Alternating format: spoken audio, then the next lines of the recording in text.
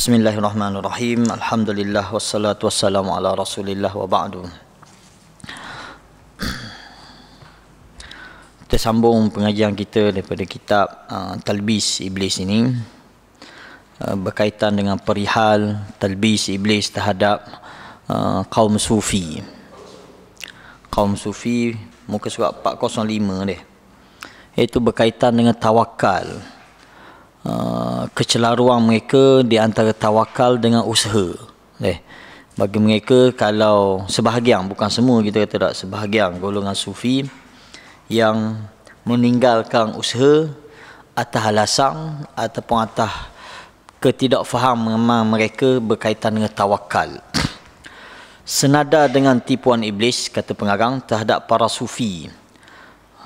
Ni dituju kepada sufi sebab sebahagian besar mereka ni ada nyakit ni. Kita akan baca depan, ada nyakit berkaitan dengan semayang berjemaah, ada nyakit berkaitan hatta semayang Jumaat sekalipun. Dia ini semua talbis kita tu.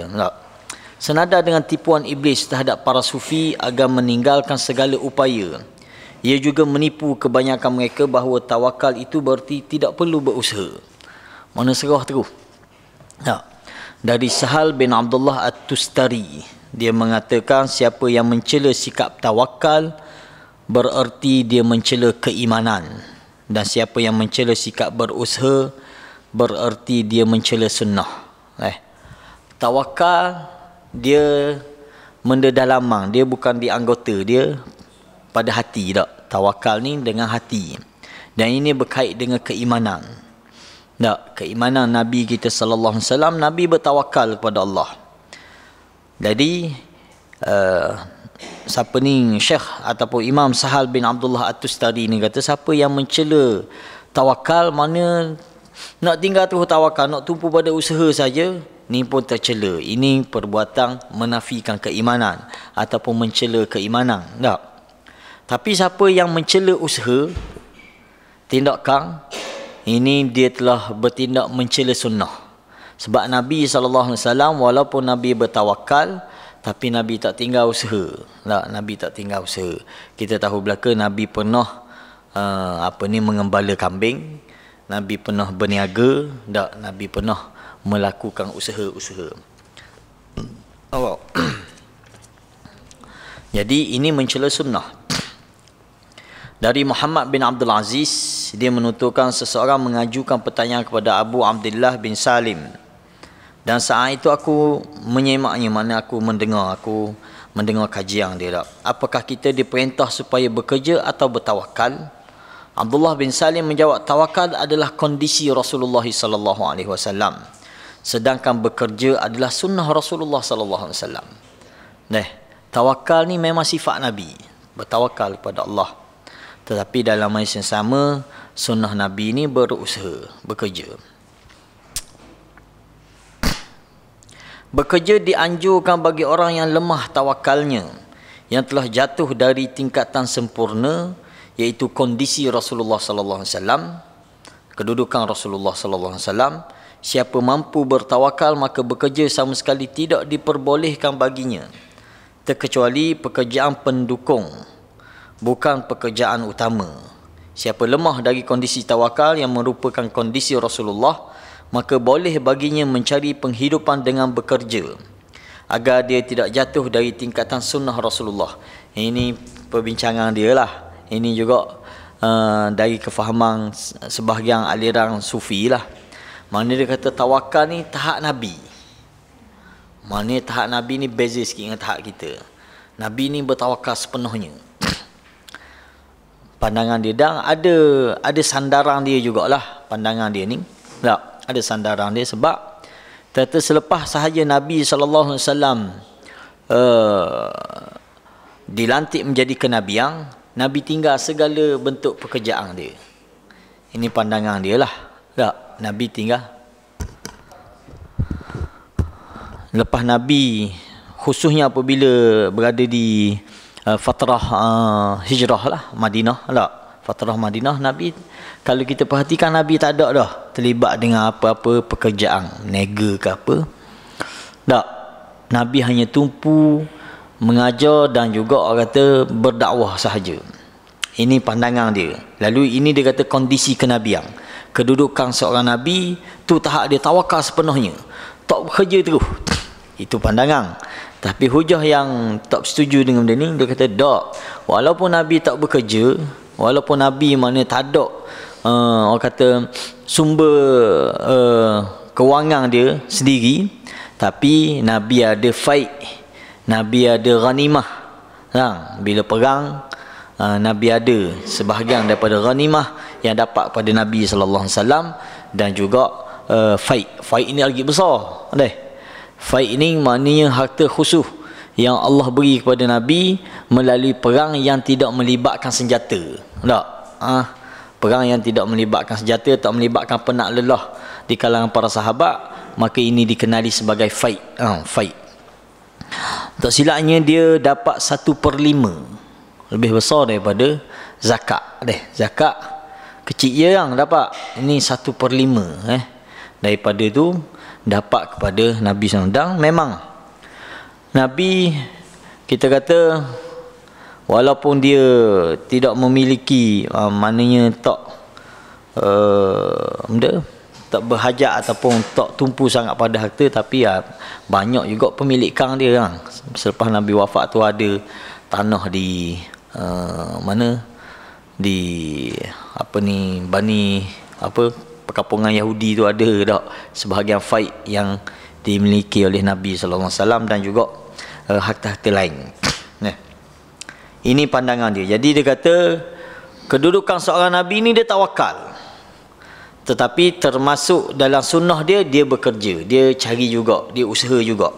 Mana-mana orang yang tak sampai tahap tawakal sebagaimana nabi, tinggal terus, tak ada jawatan, tak ada kerja benda, maka dia jangan terlepas daripada kedudukan sunnah Nabi sallallahu alaihi wasallam, iaitu bekerja, cari makan. Dan kalau kita perhatikan para sahabat, majoriti di kalangan para sahabat semua bekerja.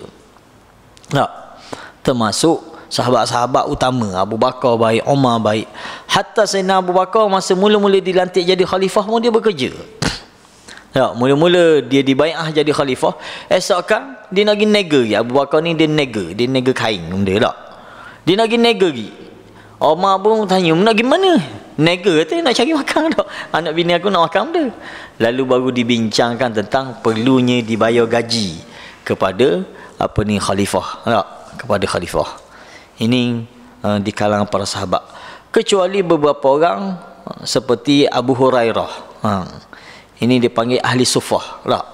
Ahli sufah ni memang dia, kalau iktibar kita ni kita panggil orang duduk pondok lah, orang duduk di madrasah, mana tinggal tu kerja buat. Dia hanya duduk di Masjid Nabawi, kerjaan dia tiap-tiap hari hanya belajar dengan Nabi sallallahu alaihi wasallam. Oleh kerana itu Abu Hurairah, Allah beri kepada dia ilmu tidak sebagaimana kepada orang lain. Tak? Walaupun dia duduk singkat dengan Nabi, hanya hampir 4 tahun lebih saja dia sempat dengan Nabi ni, tapi dia sahabat yang paling banyak meriwayat hadis. Tak? Apa gitu? Sebab sahabat-sahabat lain walaupun lama dengan Nabi tidak melazimi, kerja buat juga. Macam Abu Bakar nega, macam Abdul Rahman bin Auf nega, macam Umar bin Khattab kebun. Tak?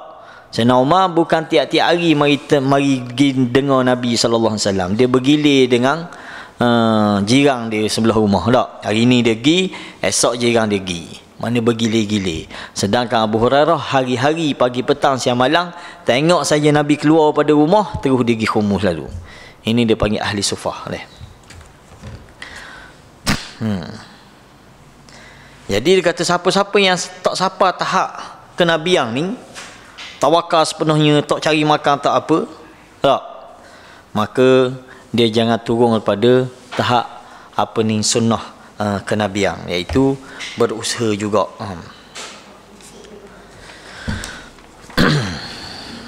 Yusuf bin Husain menyatakan, jika kamu melihat murid sufi pemula sibuk membuat keringanan dan usaha, sungguh dia tidak akan memberikan apa pun, dia kata.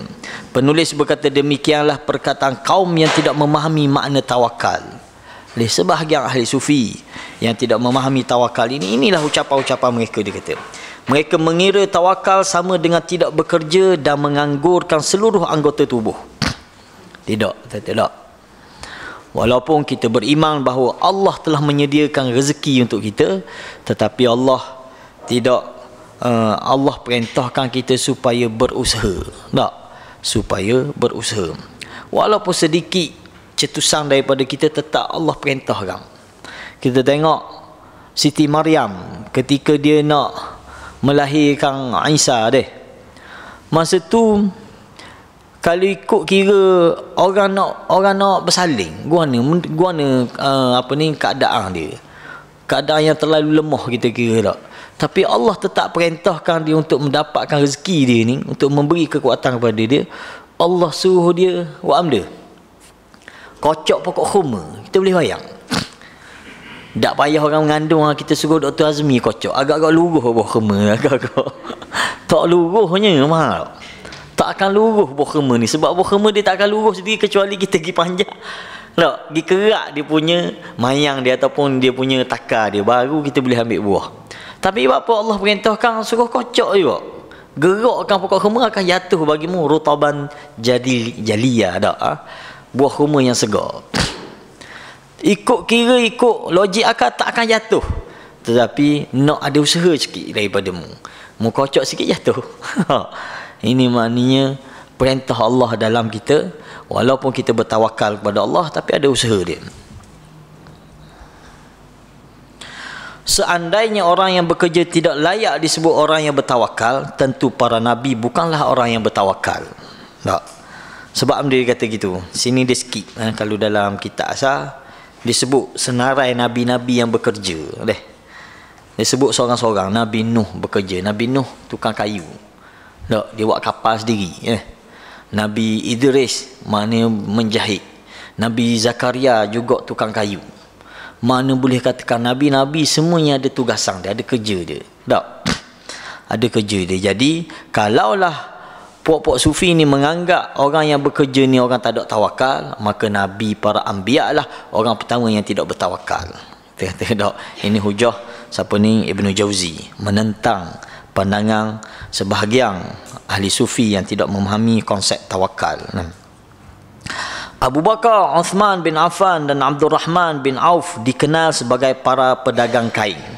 Ini sahabat-sahabat mulia ni, tak? Tapi tak tinggal bisnes. Dia bekerja.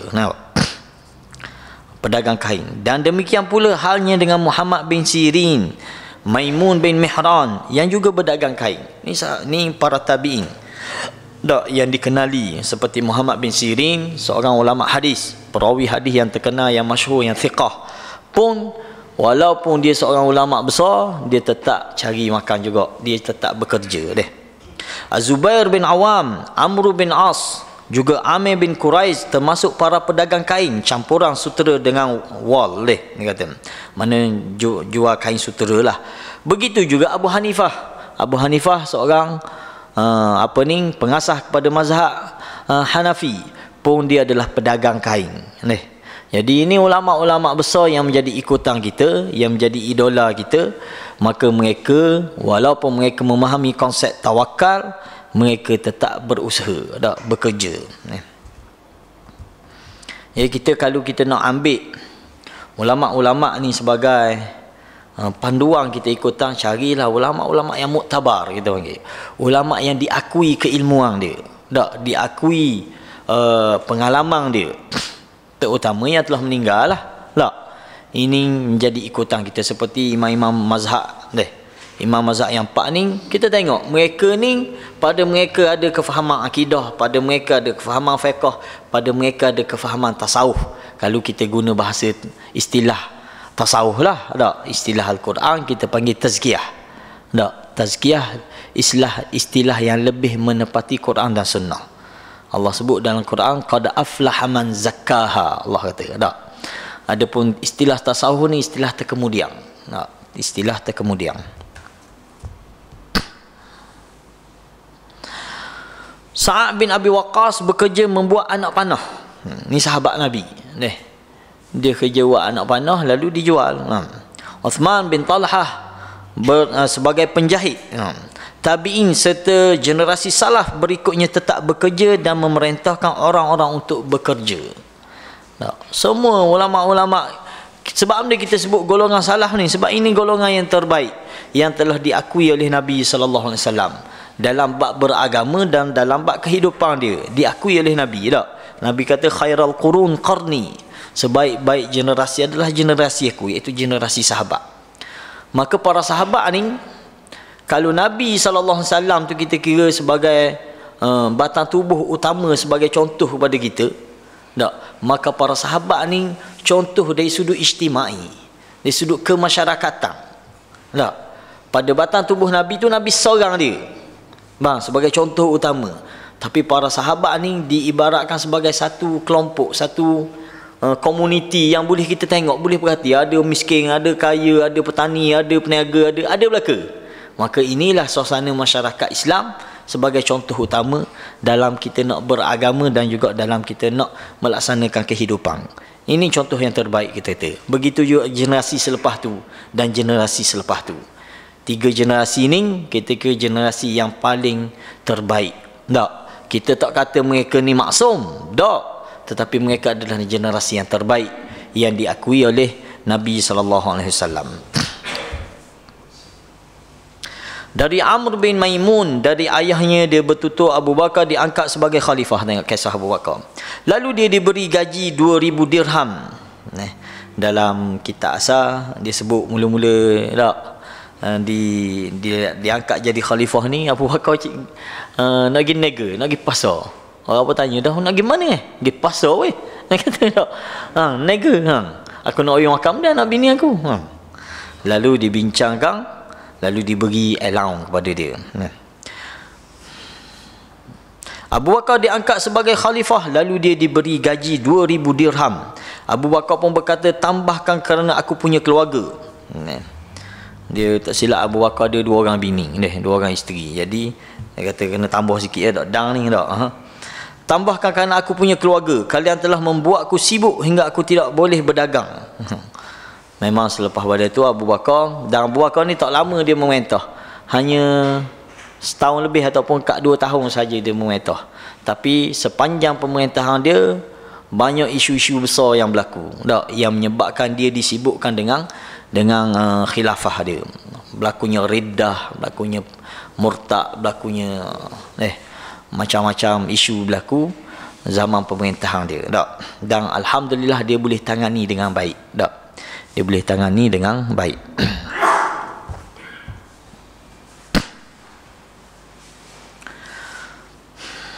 Para sahabat kemudian memberinya tambahan 500 dirham. Maknanya allowance dia berapa? 2,500 dirham. Berapa lah ni agak-agak? 1 dirham ni wang perak, bukan wang emas. Kalau wang emas lebih kurang dalam 1 dirham dalam 700 lah. 700 ringgit kita, tak silapnya lah. Kira sendiri maknanya kurang daripada wang dinar wang dinar. Penulis berkata, apabila seseorang bertanya kepada kaum sufi, dari mana kamu memberi makan keluargaku? Tentu mereka membalas, kamu telah membuat syirik. Jadi kalau bertanya dah nak uwi makam dia anak bini ni, syirik dia kata. Andaikan mereka, inilah istilah siapa tahap tak, kalau ada pandangan-pandangan dari golongan sufi ni, kalau kita ni buat ibadah kerana nak dapatkan syurga, dia kata syirik lagi. Tak betul-betul, tak pure tauhid kepada Allah. Kita kata silap tak. Sebab Nabi sendiri ajar kepada kita, kalau mu nak mintalah firdausil a'la. Tak? Kalaulah itu perbuatan yang salah, Nabi tak akan ajar lagu tu. Mesti Nabi ajar kita jangan minta syurga-syurga syirik lah. Mu minta Allah je, nak jumpa dengan Allah je. Tak gitu deh. Ini ajaran, nampak, yang diajar oleh Nabi kita sallallahu alaihi wasallam, bila beribadah tak minta kepada Allah syurga. Itu termasuk dalam tauhid. Tak, itu termasuk dalam tauhid. Andaikan mereka ditanya tentang orang yang keluar rumah untuk berdagang, nescaya mereka berkomentar, dia bukan orang yang bertawakal, yang tidak yakin. Kata ni gigi nega ni jenis orang tak yakin ni. Tengok kita zikir je kan. Subhanallah, subhanallah. 10,000 sehari ha. Dia tak kerja. Memang betul dia tak kerja, cuma bini kerja ha. Tu setakat kita kenal lah. Kita pernah temui orang-orang golongan yang orang kata tawakal tinggi ni.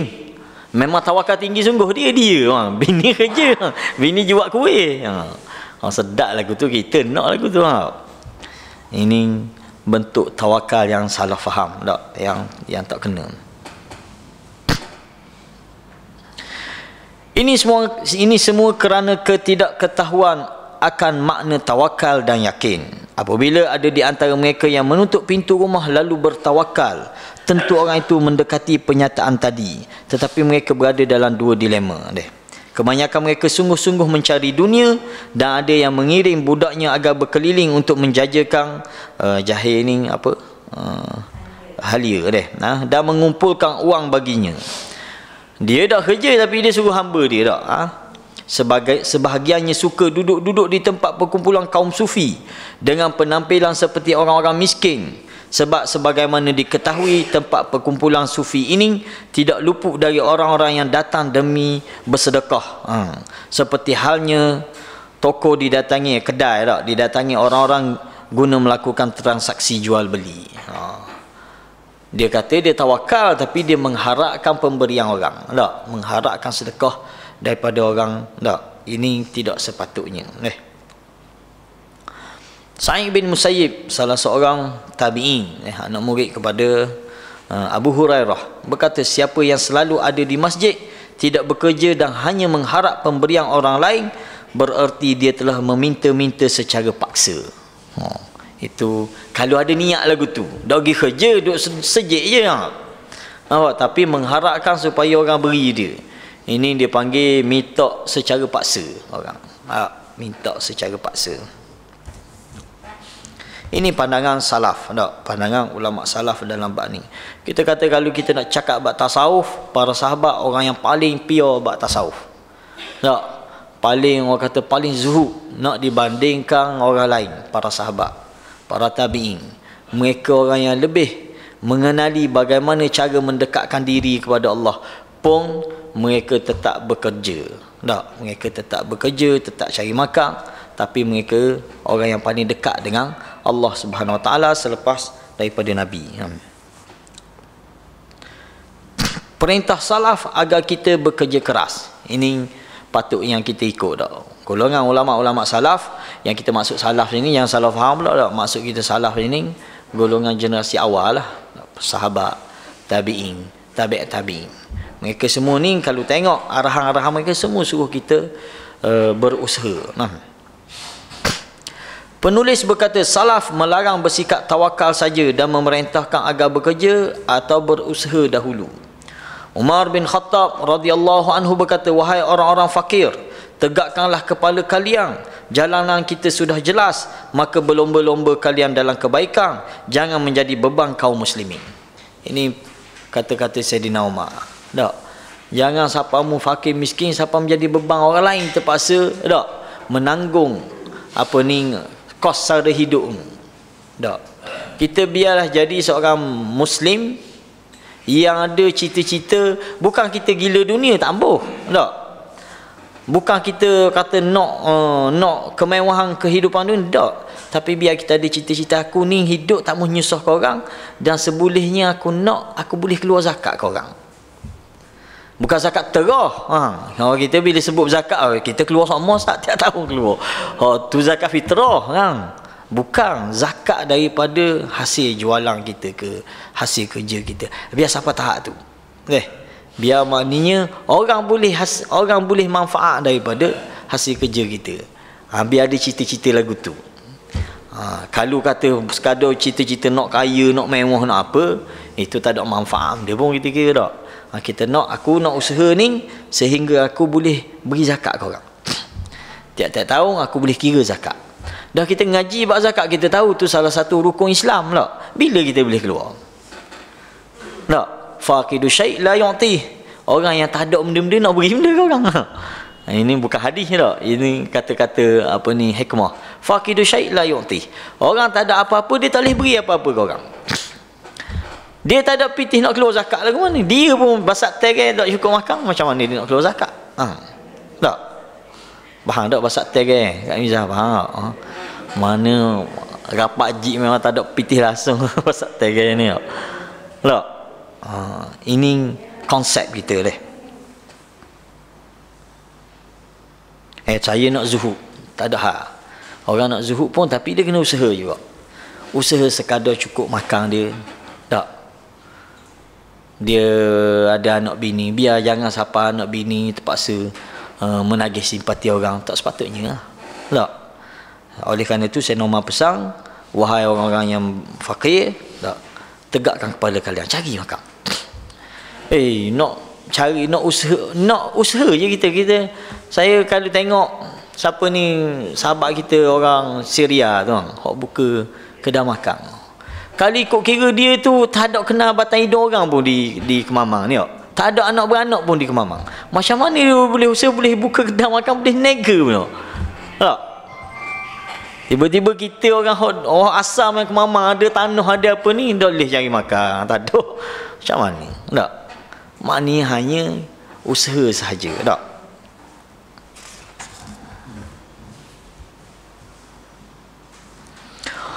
Umar bin Khattab radhiyallahu anhu setiap kali melihat pemuda yang memikat hatinya, dia bertanya tentang pemuda itu, apakah dia punya pekerjaan? Apabila dijawab tidak, Umar berkata, runtuhlah reputasinya di mataku. Mana dia tak ada usaha. Tak? Ada usaha. Dari Abdul Qasim bin Khuttali ni, aku bertanya kepada Imam Ahmad bin Hanbal, apa pendapat engkau tentang seseorang yang bertahan di rumah atau dalam masjid dan meyakini aku tidak akan melakukan pekerjaan apa pun hingga rezekiku mendatangiku? Ni sat-sat ilmu laduni ni. Dia nak rezeki bagi ke dia. Ahmad bin Hanbal pun menjawab, orang seperti ini tidak memiliki ilmu. Apa kamu tidak pernah mendengar sabda Rasulullah sallallahu alaihi wasallam, ja'alallahu rizqi tahta dhilli rumhi? Ini Nabi sebut. Nabi kata Allah Subhanahu wa taala menjadikan rezekiku berada di bawah bayangan naungan tombakku. Mana ni usaha Nabi ya? Tak. Nabi berperang, Nabi benda sehingga mendapat ghanimah dan sebagainya. Tak. Dan hadis lain tentang burung yang pergi pada pagi hari dalam kondisi perut kosong, beliau menyebut bahawa burung itu pergi mencari rezeki. Tak.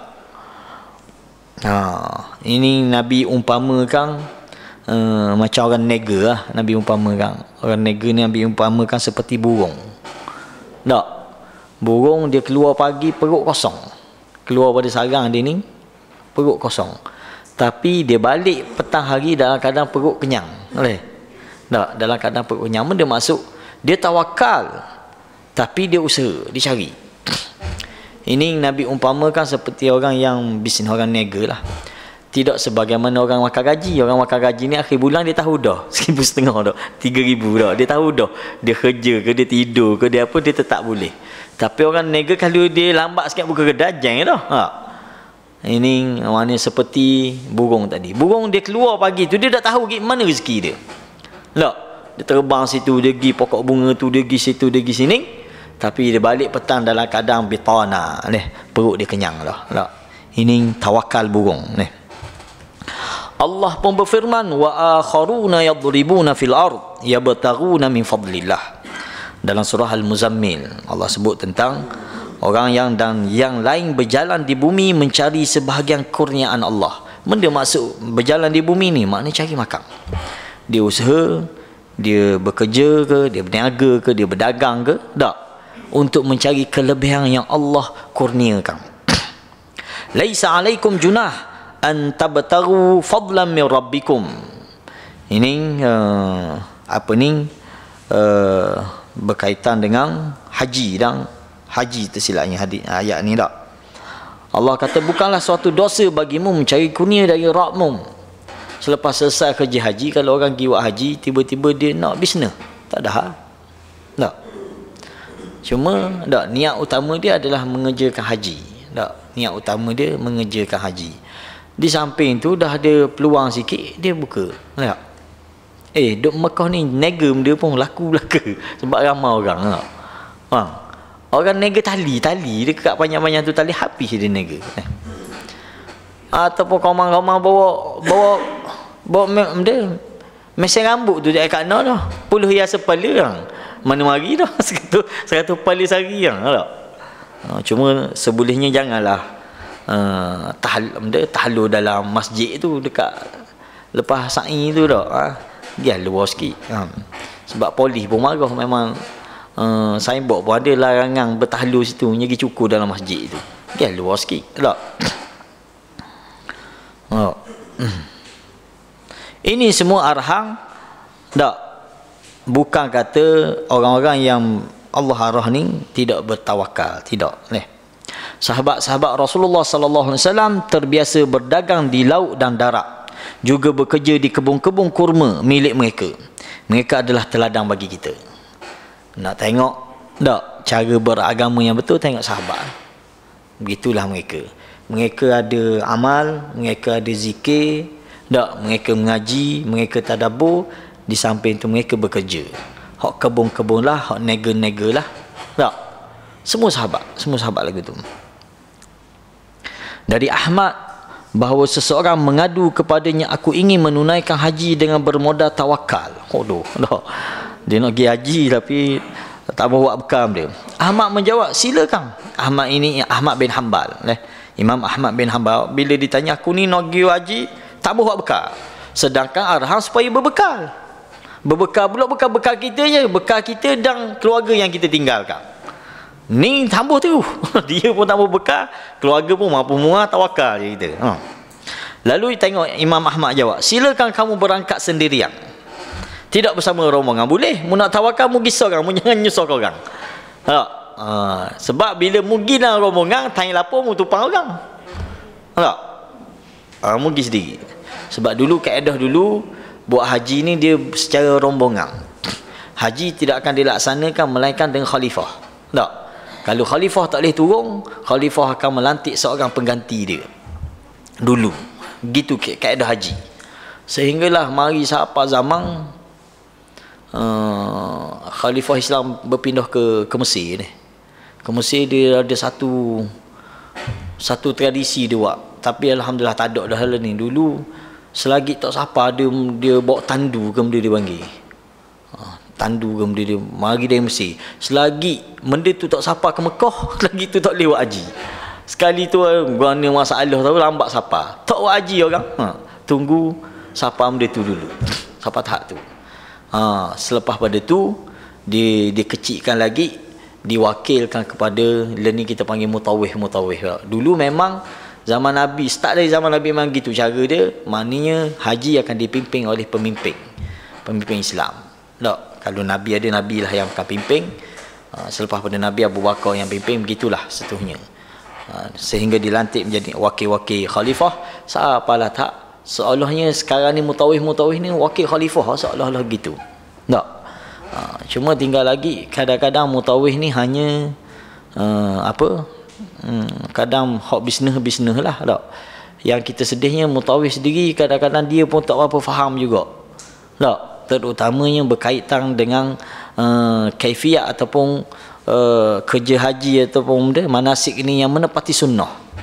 Kadang dia cerita bahang rambang sekali, Allah kita dengar pun serabut perut orang cerita benda sini gini sini gini tak. Suruh doa di kubur Nabi gini tak. Mitok sini ni mustajab doa sini ni tak. Kita kena yang kata berdisiplin lah. Kita nak pergi buat haji buat umrah ni pastikan dengan ilmu yang betul tak. Kaedah saja-saja mampu le ni berapa ya? 7,000 lebih hak standard le ni tak. Saja-saja buang pitih. Gigi dinung gi buat tanpa ilmu yang sahih. Tak, belajar sikit je, belajar tak payah mana pun. Sunnah ketika melakukan ibadah umrah ataupun ibadah haji ni ada law dia. Ada kaedah dia. Tak, yang mesti kita fahami betul-betul. Sebab Nabi sebut khudhu anni manasikakum. Nabi kata mu kena ambil dari aku macam mana manasik. Tak kerja ibadah haji, ibadah umrah ni. Jangan reka sendiri, jangan buat benda lain. Jadi kalau kita nak pergi buat umrah ni, saya nasihatkan cari orang kata mutawih yang betul-betul mantap ilmu dia. Bukan style hok sembang, hok cerita benda tu, cerita benda ni tak. Lambuh gitu. Cari. Contoh kalau di Kelantan kau Dr. Basik deh. Dr. Basik ni memang satu kepakaran dia dan memang dia mahir sungguh tak dalam bab ni. Jadi cari orang-orang lagu ni lebih baik untuk kita melakukan ibadah yang besar ni deh.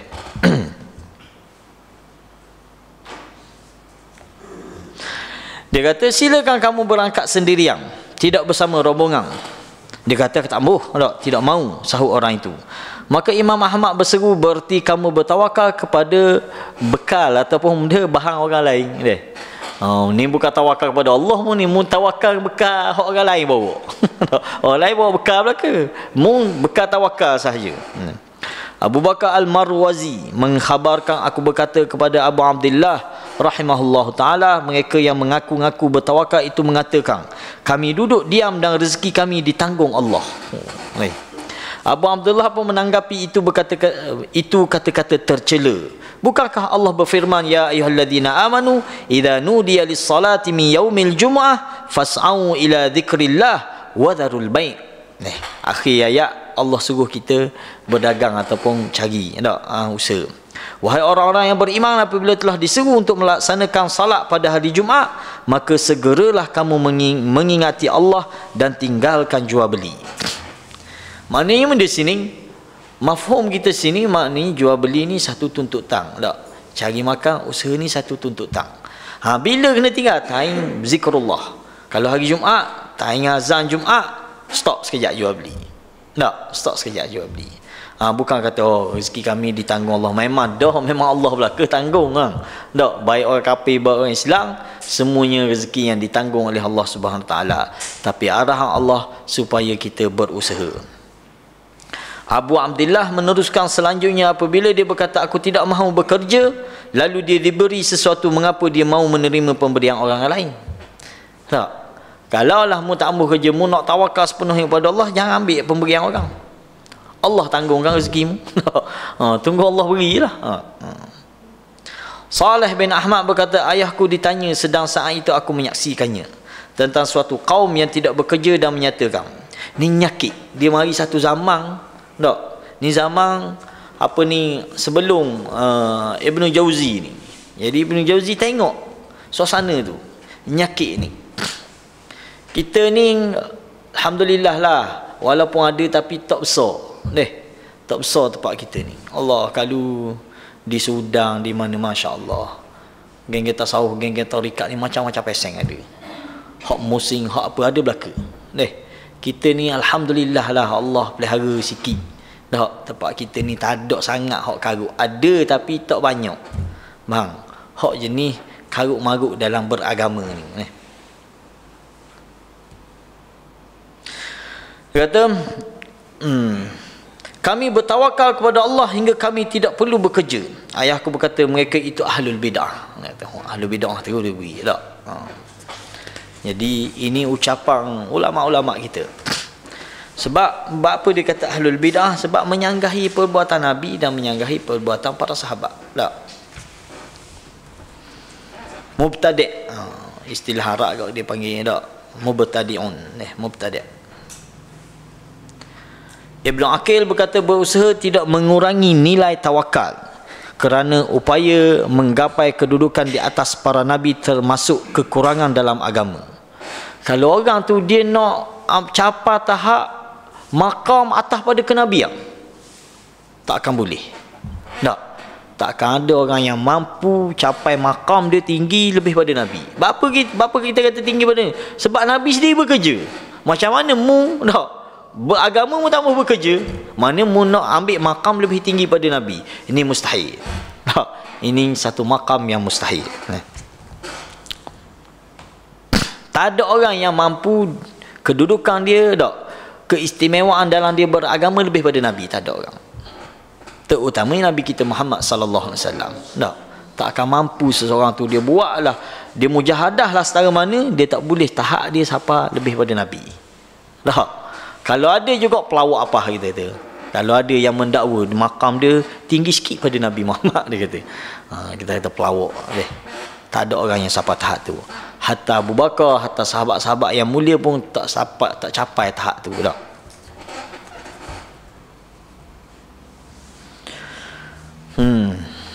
Kerana upaya menggapai mana? Ketika ada yang berkata kepada Musa alaihissalam, tengok Nabi Musa, innal malak ya'tamiruna bika liyaqtuluk. Ini kisah Nabi Musa apabila dia terlanjur membunuh seorang Qibti tak. Lalu ada Bani Israel lain mari cerita ke dia, sesungguhnya para pembesar negeri sedang berunding tentang engkau untuk membunuhmu. Maka dia pergi meninggalkan Mesir. Kalau ikut kira tawakal tak apa, duduk Mesir tawakal tak. Tak, tapi usaha dia, tak hazar dia keluar daripada Mesir. Sebab dia tahu pembesar tak kerajaan Mesir ni cari dia. Wentek dah dia ni kerana membunuh seorang Qibti tak, seorang tentera Qibti. Ini termasuk tawakal dia. Usaha dia keluar daripada Mesir. Saat lapar dan perlu menjaga keselamatan diri, Musa bekerja selama 8 tahun. Bila sampai ke Madian, tak, Nabi Musa tak ada arah tuju. Anak beranak pun tak ada dia tu, tak ada kenal orang. Sapalah bertemu dengan dikatakan Syuaib. Wallahu alam, bukan Nabi Syuaib tu dah, Syuaib lain yang ditemui. Lalu dia Nabi Musa buat duduk saja tak, bekerja selama 8 hingga 10 tahun. Nabi Musa bekerja. Tak. Tiba-tiba baru zikir lebih kurang, nak makam lebih tinggi pada Nabi. Tak boleh ya. Tak. Ini maksud Imam Ibn Jauzi. Allah berfirman, famshu fi manakibiha, maka jelajahilah di segala penjurunya. Tak, maknanya benda usaha. Tak. Sebab bergerak adalah menggunakan nikmat Allah yang bernama kekuatan. Untuk itulah gunakan kekuatan yang anda miliki, kemudian mintalah hasil terbaik kepadanya. Tak. Allah sebut dalam surah Al-Mu'min, famshu fi manakibiha, jalanlah mu, usahalah, carilah. Tak. Orang kadang meminta sesuatu kepada Allah namun melupakan potensi-potensi peribadi yang terpendam. Saat permintaannya tidak kunjung terwujud, dia malah marah. Ada yang punya rumah serta berbagai perubatan, kemudian kesulitan rezeki datang dan hutang makin menumpuk. Lalu seseorang menyarankan, jual saja rumahmu. Namun dia menyahut, bagaimana mungkin aku menjual rumah dan menjatuhkan martabatku di mata orang. Hanya orang-orang bodoh yang membiasakan amalan yang tidak produktif, mereka enggan bekerja dikarenakan rasa atau sikap malas. Imam bin Jauzi wi atas kepala tak. Mana dia dalam keadaan kondisi dia ada memiliki segala benda. Tak, ada potensi-potensi diri tapi dia hanya serah kepada Allah. Tak sepatutnya tak. Gunakanlah, manfaatkanlah tenaga yang dia ada, tak, rezeki yang dia ada, hasil mahsul yang dia ada, rumah dia ke apa saja, gunakanlah. Tak. Kecuali orang tu dia malas nak berusaha, lalu dia nisbahkan diri dia tawakal. Tak, dia tukar padahal dia malah. Dia tukar, saya tawakal sahaja dah. Sungguh orang itu ada di antara dua keburukan. Pertama, menelantarkan keluarga dan mengabaikan kewajipan. Dia malah ataupun dia kata dia istilah dia tawakal, dia telah mengabaikan tanggungjawab daripada ahli keluarga dia. Tak. Dan juga mengabaikan kewajipan-kewajipan atas diri dia. Ingat Nabi SAW memang ada Nabi doa, Nabi nak dibangkitkan dalam keadaan masakin, orang miskin. Tapi ada juga doa Nabi minta jauh daripada fakir. Tak. Ada doa Nabi minta jauh daripada fakir. Sebab apa? Fakir ni sampai tahap mungkin orang tu boleh sampai tahap jadi kufur kepada Allah. Miskin ni dia ada tetapi tidak mencukupi tak. Kita kira. Tapi siapa tak fakir, siapa nak makan pun tak boleh. Ini orang-orang lagu ni, dia boleh siapa tak jadi kufur kepada Allah. Macam mana boleh jadi kufur? Apabila orang menawarkan rezeki untuk dia dan menawarkan tak menggadaikan iman dia. Dia sanggup gadai disebabkan kefakiran dia. Oleh kerana itu kita tak boleh siapa tahap tu. Kalau orang tu dia berasa dia tambuh dunia, tak ada hak, tapi jangan sampai tahap fakir. Tak, jangan sampai tahap fakir miskin. menghiasi diri atas nama orang yang amat bertawakal hingga orang-orang yang bekerja merasa tak terhadap dirinya merasa benda bahkan membuat orang-orang yang bekerja tadi mengetakkan anggaran dana untuk keluarga demi memberikan sesuatu untuk membantunya. Maknanya dia akan menyusahkan orang lain tak? Dia kondisi orang yang malas ni, pertama dia akan mengabaikan ahli keluarga dia, mengabaikan tanggungjawab dia. Yang kedua dia dia menyusahkan orang lain. Kehinaan demikian hanya ditunjukkan orang yang berjiwa hina, kerana lelaki sejati adalah lelaki yang tidak menyia-nyiakan esensi yang Allah titipkan dalam dirinya, mana kekuatan ataupun potensi yang ada dalam diri dia, tak mementingkan rasa malas semata atau hanya demi nama yang disematkan kepadanya di tengah kaum yang bodoh. Kerana Allah kadang tidak memberi harta bagi seseorang, namun memberinya esensi paling berharga yang membuatnya mampu meraih dunia kerana peribadi yang dapat diterima banyak orang, tak? Maknanya ini orang-orang yang menjatuhkan diri dengan orang kata ditepek dengan atas nama tawakal ini, mana mereka menghina diri mereka sendiri, tak? Menghina diri mereka sendiri. Boleh sikit lagi. Lepas bisa perenggang lagi, tak?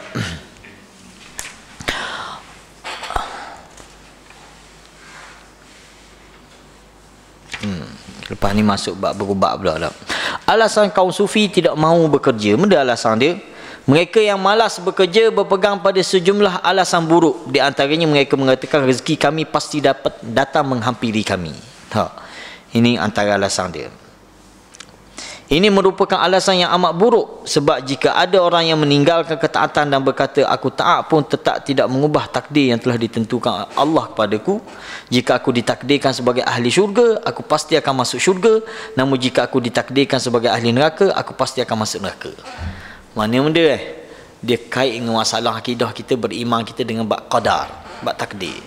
Kita tak dituntut untuk orang kata mengkaji, mencari masalah takdir kita, tak. Kita dituntut untuk beramal. Kalau orang dia buat alasan lagu tu, orang dia buat alasan aku atas Tuhan lah, kalau Tuhan dah tentukan ke ahli syurga, aku tetap akan masuk syurga, tak? Kalau Allah dah tentukan aku ni ahli neraka, aku tetap masuk neraka. Ini satu sikap yang tidak betul kita, tak? Sebab Allah perintahkan kita suruh usaha, dan Allah telah takdirkan kepada kita ni takdir baik dan takdir buruk. Kita kena faham molek konsep takdir ni. Dalam bab takdir ada dua Allah sediakan kepada kita, tak? Antu'mina bil qadari khairihi wa syarrihi. Ni dalam bab konsep takdir. Dan hendaklah mu beriman, mu percaya bahawa adanya takdir baik dan adanya takdir buruk. Maknanya benda, maknanya dua-dua takdir ni ada kepada kita. Sama ada takdir neraka ataupun takdir syurga. Dan Allah beri pilihan kepada kita, mu nak pilih takdir mana? Ini biasanya orang yang tak faham konsep takdir, dia akan beralasan dengan takdir. Kita tanya dah apa dak semayang, dia kata nak agama tak? Allah dah takdirkan saya dak semayang. Tak, apa dak tutup aurat ni? Nak agama dia kata Allah takdirkan saya. Dulu saya pernah ingat, kalau pernah ingatlah ada seorang artis, dia kena takak khaluat dengan isteri orang dia. Bila wartawan tanya, dia kata dah nak agama takdir saya gini, dia kata. Soalan pertama, macam mana mu tahu itu takdirmu? Sebab barang takdir ni tak ada makhluk tahu, melainkan Allah Subhanahu Wa Taala semata. Tak? Macam mana mu boleh tahu takdirmu gini, takdirmu gini? Tak? Kedua, Allah telah perintahkan kepada kita supaya beramal. Tak? Allah dah tunjuk kepada kita jalan kebaikan dan juga jalan keburukan. Mu pilih. Tak? Mu pilih jalan kebaikan ini, maka takdir baikmu adalah syurga. Tak, mu pilih jalan keburukan ni, maka takdir burukmu neraka. Orang-orang yang beralasan lagu ni sama juga orang yang beralasan dalam bab rezeki. Dia kata dah rezeki ni Allah dah jamin dah, dia kata. Tak. Sedangkan dia tak ada usaha, tak. Dia kena ada usaha dia. Orang-orang yang beralasan dengan takdir ni, kita kena sebut lagu tu. Contoh dia beralasan apa tak semayang, dia kata takdir dia. Kita sebut mu kena ingat, takdir juga bagi mu tak semayang ni, kemuncak takdir buruk mu adalah neraka. Biar dia set up sikit. Tak? Orang yang tak tu dedah aurat kita mungkin ingat takdir yang mu pilih ni adalah takdir buruk, dan kemuncak takdir buruk mu adalah neraka. Maknanya sini kita kena faham, nama kita ni, list nama kita ni ada di pintu neraka, di pintu syurga. Kalau kita buat benda yang baik, maka terhapuslah nama di neraka tu. Tak? Kita buat molek, maka pahala neraka. Tempat kita dalam syurga ni diwarisi oleh orang lain. Dalam Quran sebut gitu. Tak? Diwarisi oleh orang lain. Jadi kalau kita faham konsep lagu tu, kita akan bersungguh-sungguh berusaha. Tak? Kita akan bersungguh-sungguh berusaha. Pertama, kita tak tahu benda takdir yang telah Allah tetapkan untuk kita. Tak? Dan dua-dua tu dalam takdir Tuhan mereka. Kita semayang pun dalam takdir Tuhan. Kita tak semayang pun dalam takdir Tuhan. Jangan orang kata bila dia kata saya, apa mu tak semayang? Oh, nak guna takdir. Kalau mu semayang pun tu takdir Tuhan juga. Sebab perbuatan kita ni pun adalah ciptaan Allah, bukan ciptaan kita. Ni akidah ahli sunnah lagu ni. Kalau Mu'tazilah dia kata tak, perbuatan kita ni ciptaan kita sendiri. Tak, ahli sunnah faham segala perbuatan kita ni, ucapan kita, segala benda itu adalah ciptaan Allah untuk kita. Cuma Allah beri sikit kita pilihan. Dalam bab beramal ni, nak amal baik amal buruk, Allah beri kita pilih. Mu pilih sendiri. Tak, aku dah beri wahyu kepadamu, aku dah hantar nabi kepadamu. Tak, aku tinggalkan Al-Quran kepadamu. Belajar mu pilih sendiri mana yang baik untuk kehidupanmu dunia dan akhiratmu. Tak? Tanggapan syubhat di atas, Imam Ibn Jauzi tolong jawab. Pernyataan seperti ini menolak seluruh perintah ilahi. Orang-orang yang jawab lagu ni, maknanya rezeki kami pasti akan datang menghampiri kami, benda ni tak? Dia kata dia telah menolak seluruh perintah ilahi. Seandainya kata-kata ini dibenarkan bagi seseorang, tentu Adam tidak akan dikeluarkan dari syurganya. Kerana dia pernah menyatakan, aku hanya melakukan sesuatu yang Allah takdirkan untukku. Ini kisah Nabi Adam AS. Namun seperti sudah diketahui bahawa kita dituntut untuk menjalankan perintah, bukan mengurusi takdir. Kita diperintahkan untuk tunduk pada perintah Allah, bukan nak urus bab takdir. Takdir ni kerja Tuhan, bukan kerjaan kita. Tak? Bukan kerjaan kita sebagai makhluk. Alasan lainnya, mereka mengucap, di manakah harta yang halal, biar aku mencarinya. Ini ucapan orang bodoh, dia kata. Kerana sesuatu yang halal itu tidak akan pernah berhenti atau hilang sampai bila pun. Berdasarkan sabda Nabi, innal halala bayyin wa innal harama bayyin. Tak? Nabi kata yang halal itu jelas, yang haram itu juga jelas. Tak? Mana kita dituntut untuk mencari benda yang halal. Tak? Dan benda halal tu pasti ada. Pasti ada. Seperti diketahui yang halal adalah apa yang diizinkan syariat untuk dimanfaatkan. Tak? Pernyataan mereka ini hanya sebagai dalih untuk bermalas-malasan. Ada lagi yang berkata, jika kami bekerja berarti kami membantu terciptanya kezaliman dan kedurhakaan. Ini karut lagi.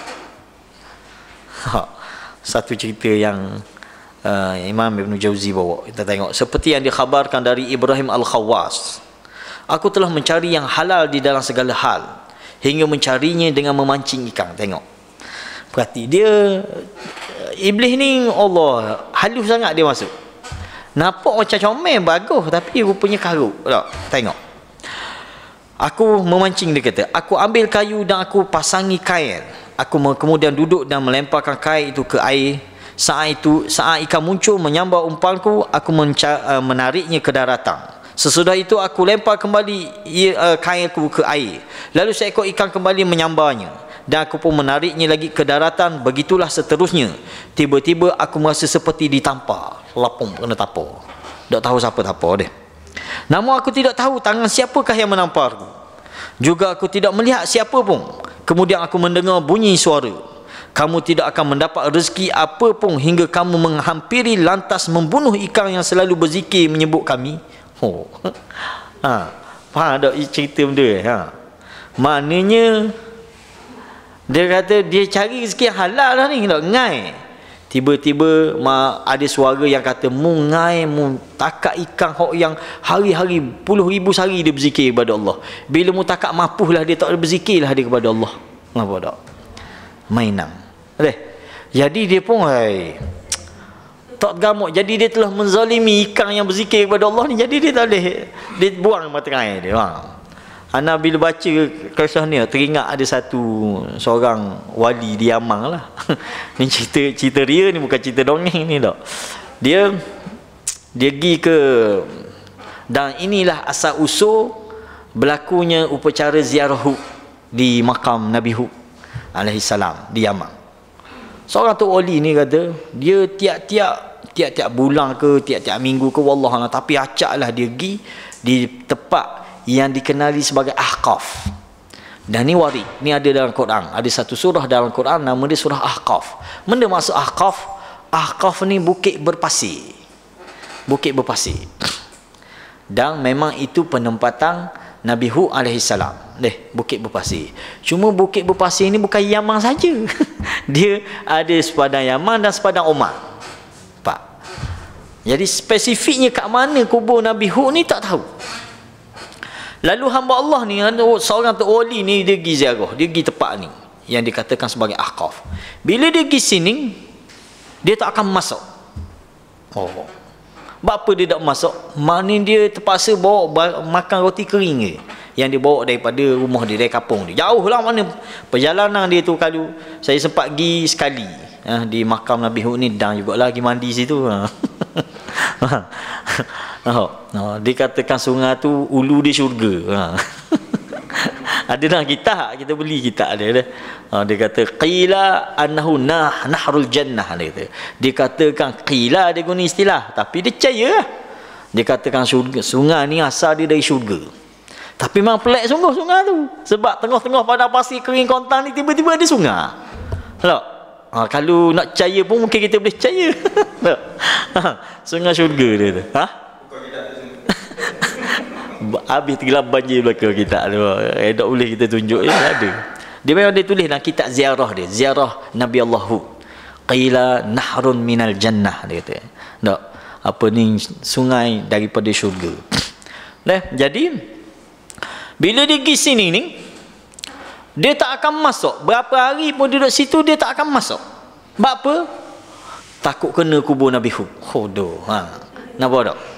Takut kena kubur Nabi Hud alaihissalam. Sama macam nyakit ni dah. Tak boleh dengan ikan, sebab ikan tu berzikir kepada Allah Subhanahu wa taala. Nampak tak? Ini mainan syaitan. Talbis.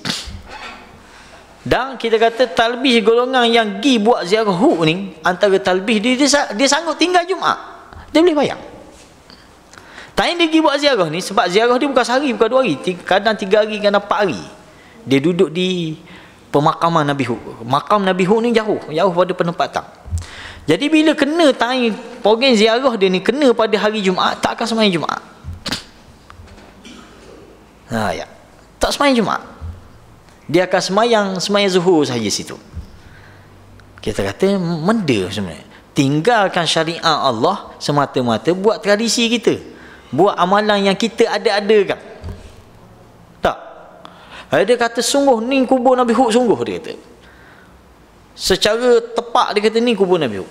Kita kata ahli sunnah pegang kubur Nabi ni hanya satu je kubur Nabi yang betul-betul sahih. Kubur siapa? Kubur Nabi kita Muhammad sallallahu alaihi wasallam. Hak lain semata-mata dakwaan.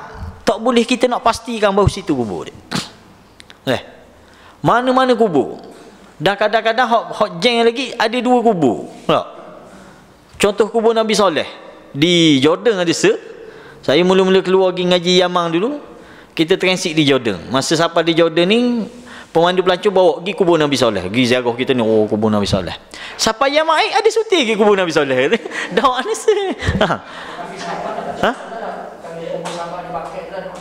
kubur hak tu confirm lah kubur sahabat. Cuma kita tak tahulah kat mana. Orang lama mungkin dia tahu ni kubur tak. Kebanyakan hak depan ni, hak belakang tu kubur orang awam dah. Hak depan mula-mula ni kebanyakannya kubur sahabat deh. Kubur sahabat, kubur isteri Nabi tak. Tapi kubur Nabi-Nabi memang tak ada ulama yang boleh membuktikan bahawa itu adalah kubur Nabi yang sebenar. Dan kita tak menjadi tuntutan untuk kita beriman ni betul kubur Nabi tak. Sebab benda tak pasti, benda hanya cerita tak. Sekadar cerita orang ni, cerita orang ni, cerita orang ni, cerita. Jadi kita kata kita berimang kubur betul-betul kubur yang confirm kubur Nabi, hanya kubur Nabi kita Muhammad sallallahu alaihi wasallam. Dan kita dituntut untuk ziarah. Tak? Kita dituntut untuk ziarah kubur Nabi ni. Kubur-kubur Nabi lain tak ada. Bukan setakat kubur Nabi, masjid lain pun tak dituntut untuk kita ziarah. Nabi sebut la tashuddur rihal illa ila thalathati masajid. Mun tidak dituntut untuk bersusah payah jalan jauh ni kecuali untuk 3 masjid ni sahaja. Masjidil Haram, Masjid Nabawi, Masjidil Aqsa. Hak ni tak apa habis pitih pun. Tapi hak lain tak perlu. Tiba-tiba kita bersungguh berpasir ni, kita pergi kubur Nabi Hud ni naik lori, bayang debu habis kepala-kepala. Ha. Nak boleh siapa tengah wadah pasir.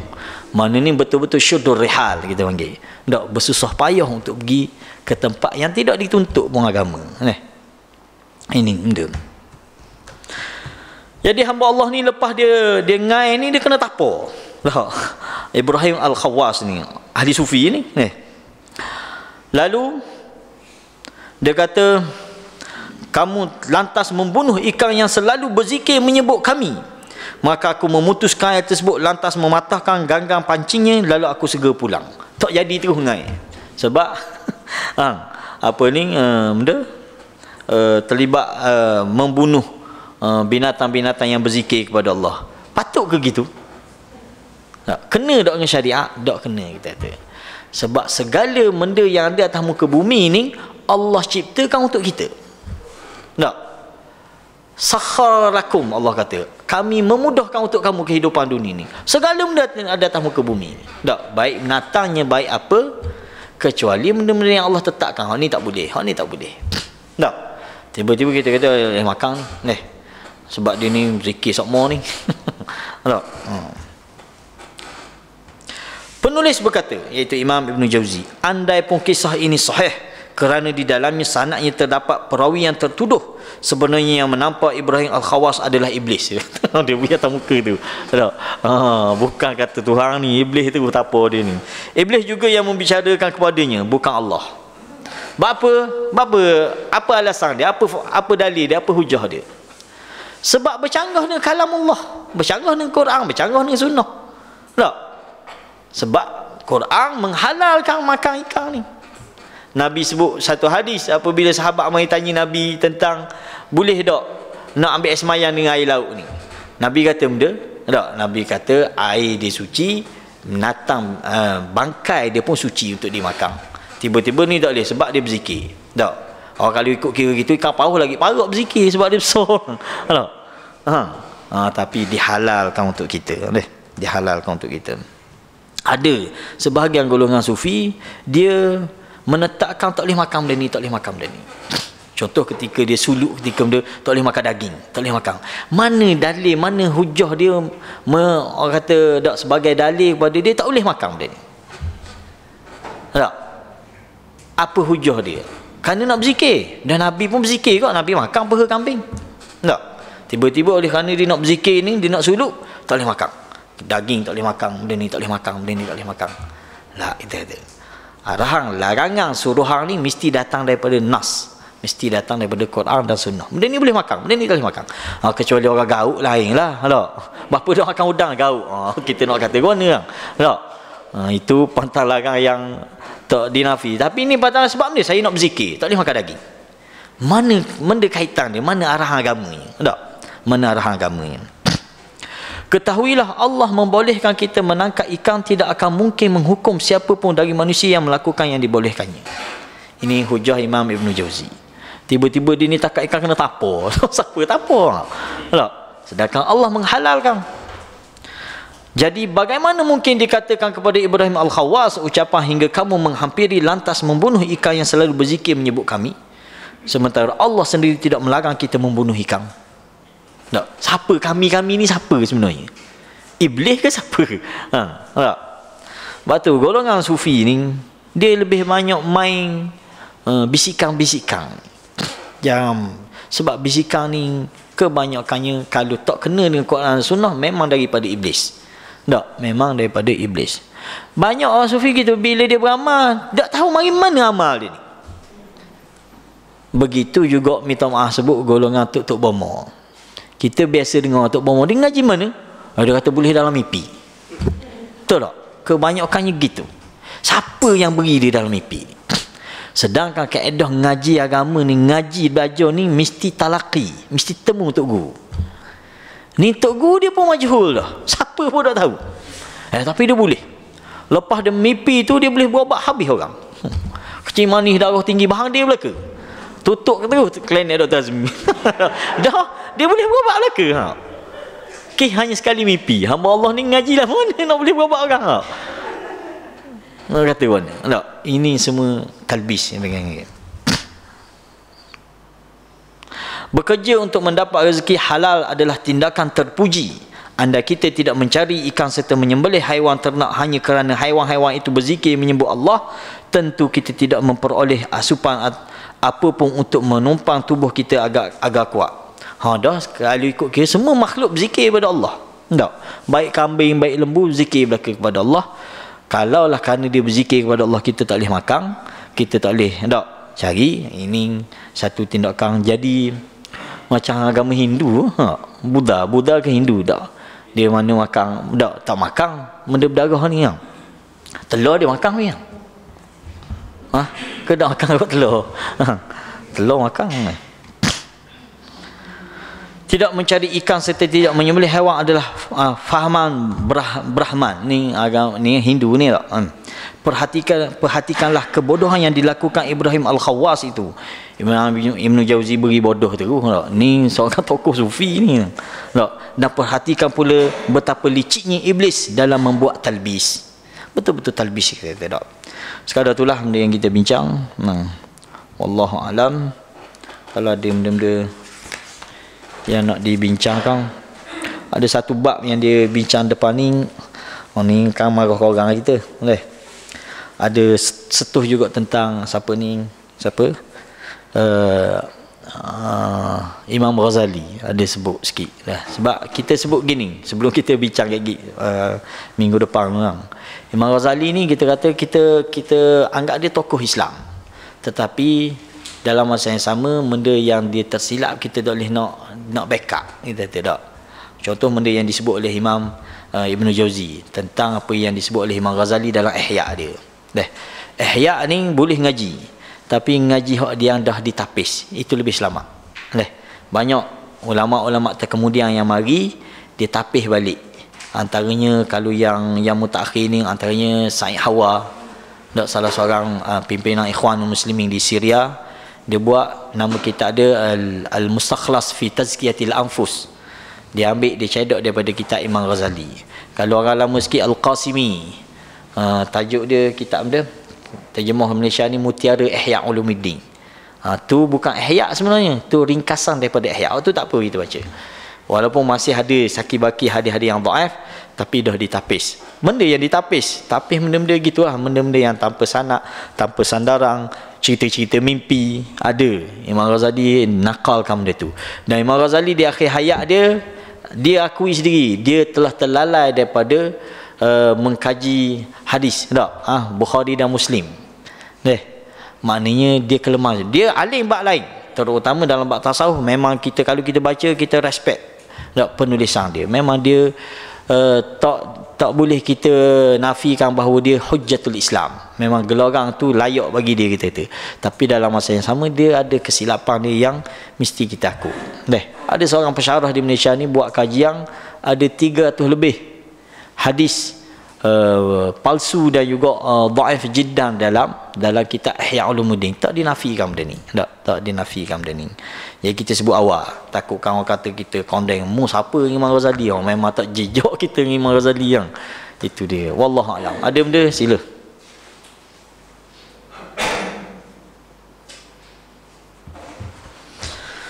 Tak ada apa-apa yang bincang, kita tangguh dululah.